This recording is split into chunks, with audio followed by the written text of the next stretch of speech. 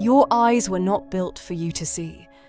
Look at almost any other animal on Earth, and you'll find eyes designed to hide one thing, where they are looking. Yours do the exact opposite.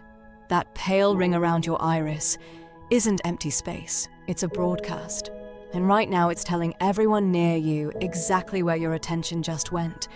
The real reason your eyes look the way they do has almost nothing to do with vision. You've spent your whole life believing your eyes are instruments for looking out, windows, cameras pointed at the world, feeding pictures to your brain. The colored part focuses the light, and the white part is simply there. Background, packaging, something you never once stopped to question. But that white part is the strangest thing on your face, and it may be one of the most important features our species ever evolved. Because here is what no one tells you. The white of your eye, the sclera, exists to be seen. Not by you, by everyone else. Of all the primates that have ever been measured, only one walks the planet wearing a bright, pale signal wrapped around each eye. Only one turned its gaze into something a whole room can read, and it is the one reading these words right now. Two scientists in Tokyo, Hiromi Kobayashi and Shiro Koshima, set out to measure exactly how unusual this is. They compared the eyes of 88 different primate species: monkeys, lemurs, gorillas, chimpanzees, the closest living relatives our lineage has. They were hunting for the white. They almost never found it. In nearly every species, the exposed eye was darkened, pigmented, tinted, shaded to blur the line between the iris and the rest. The gaze was camouflaged, hidden on purpose. 87 species built to keep a secret. One species built to give it away. To understand why that matters, you have to understand what your eyes are quietly designed to hide, and the strange turn in our past when our ancestors stopped hiding it.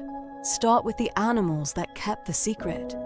A gazelle on an open plain, a hawk on a branch, a house cat frozen at the edge of a garden. For each of them, one piece of information is worth guarding above almost all others: the direction of their attention. Where a predator is looking is where it is about to strike. Where prey is looking is whether it has noticed the danger yet. In a world built on hunting and being hunted, an eye that leaks its aim is a liability. So evolution did the sensible thing. It painted the eye dark, smeared away the giveaway, and let every creature keep its focus to itself. There is a second reason to hide. Among many monkeys and apes, a direct stare is not curiosity, it's a threat. To lock eyes with a dominant animal is to pick a fight you will probably lose. So a dark, unreadable eye is also a kind of diplomacy. It lets you watch the powerful without ever being caught watching. It keeps the peace by keeping the secret. This is the logic almost all of life runs on. Reveal nothing. Watch without being watched. A dark eye is a poker face you are born wearing.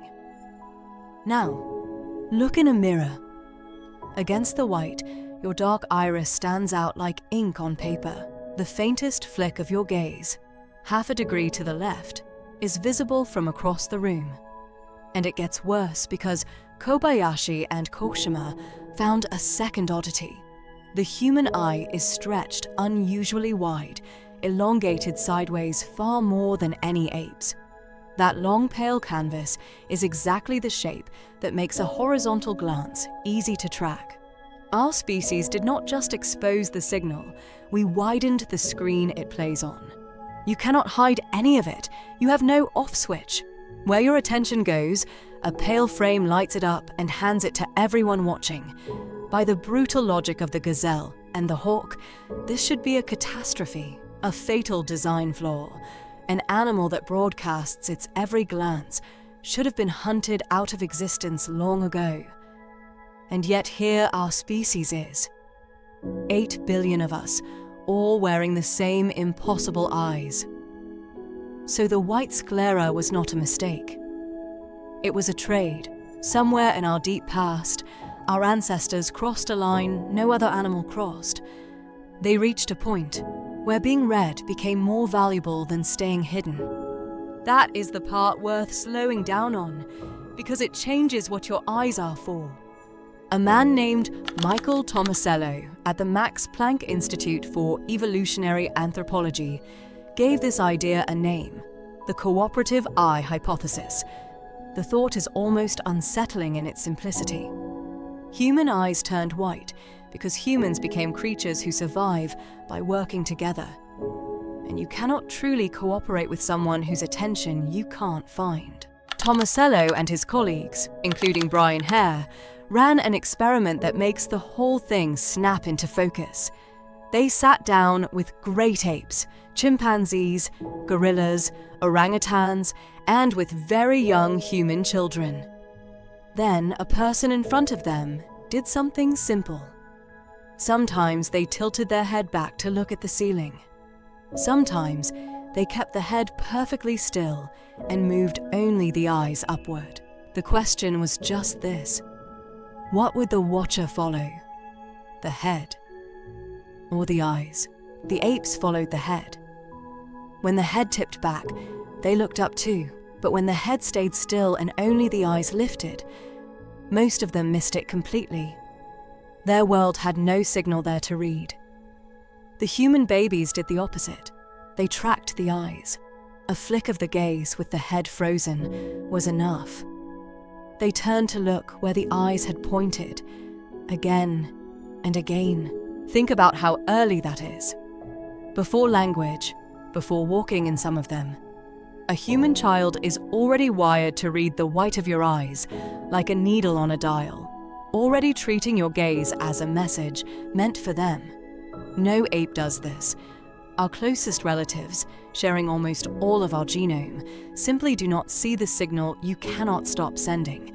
That gap is the whole story. And if you find it as strange as it is, that a single pale ring rewired how our entire species relates to one another, then subscribe, because what your eyes do next, every single day without your permission, is stranger still. Here is what they do. They build a bridge between two minds. When you follow another person's gaze and they follow yours, something happens that almost nothing else on Earth can do. The two of you are now looking at the same thing, and you both know you are both looking at it. Scientists call it joint attention, and it sounds small until you realize that nearly everything human is built on top of it. A mother glances at a cup. Her baby glances at the cup. A word gets attached to it, and language begins. A teacher's eyes flick to the dangerous edge of a tool, and a child learns without a single word being spoken.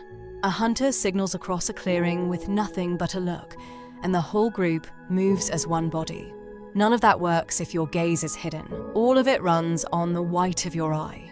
This is why our ancestors could afford to give up the poker face. By the time those eyes were turning pale, our lineage was no longer a scatter of animals, each guarding its own focus. We had become something stranger, a species that raised its children together, hunted in coordinated teams, taught, planned, and shared attention as easily as breathing. In that world, a hidden gaze was the liability, and an open one was the advantage. So the trade flipped. Reveal everything our ancestors gambled, and let the people beside us reveal everything back. It only works because the revealing goes both ways. A single, honest signal in a crowd of liars gets exploited and dies out. But a whole species that agreed, in effect, to stop hiding where it was looking, built something no lone animal ever could. A web of shared attention strong enough to carry language, teaching, and trust across thousands of generations. Your white eyes are a promise that where your attention goes is there for the people around you to read.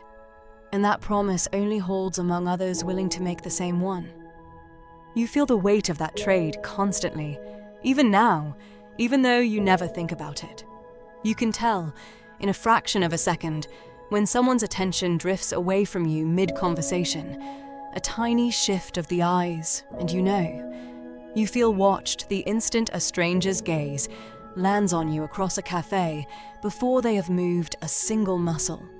You read warmth, suspicion, interest, and contempt in eyes that say nothing out loud.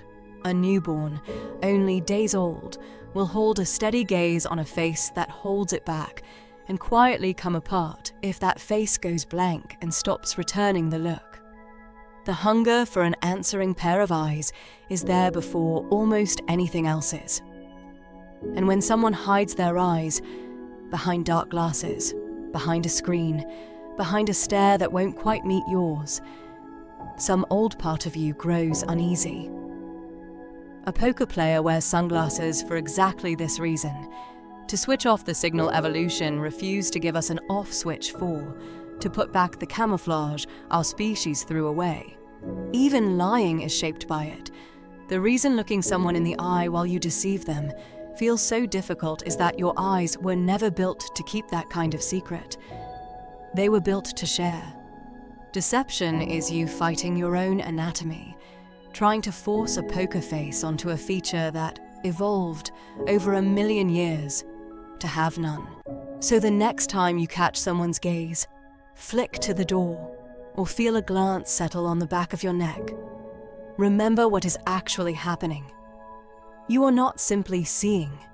You are being seen, read, understood, answered through a pale window. Your ancestors evolved precisely so that others could look in. 87 primate species hid where they were looking.